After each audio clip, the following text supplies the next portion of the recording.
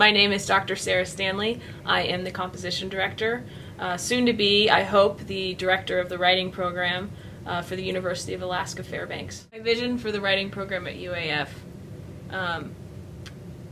is open, in that it means that through all of this activity, through people coming to Write Alaska and participating and getting this excitement and this energy, that together we create a writing program that's responsive to the needs of the students at UAF, and something that we are really proud of being a part of, and that lots of people see themselves as a part of it, including, professors in the School of Management as well as, geology. So that's my vision, is to involve more people in the vision, because that's the only way that it can be successful.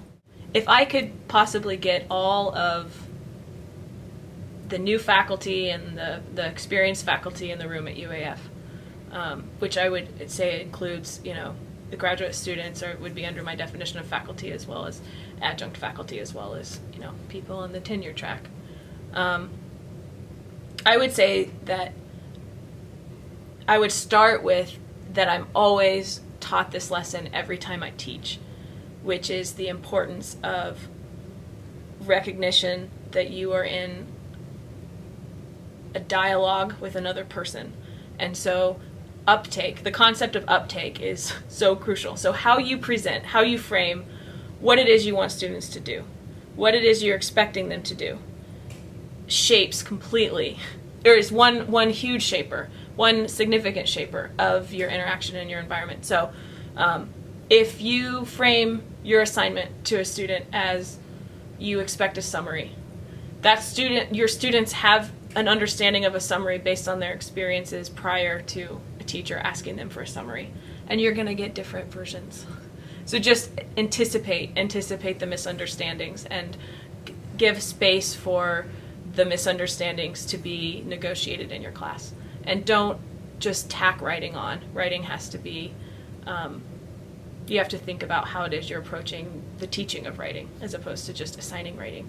So I would want to actually not just say something to them. I would want to maybe have a workshop, or maybe like an hour of their time to really look at an assignment prompt or something like that, and say, okay, how can we support this with other things without taking over too much time of your class? How can we make this better for the students and enhance their learning, and you'll be able to really see what they can do? One of the things I believe about writing is that in order for writing to matter, it has to reach an audience, or an audience has to be a part of how the writing is even being conceptualized. So writing is social, not just because someone picks it up and reads what it is you wrote, but actually the process of writing is a social one inside of your head. So audience is as much inside your head as it is outside of you.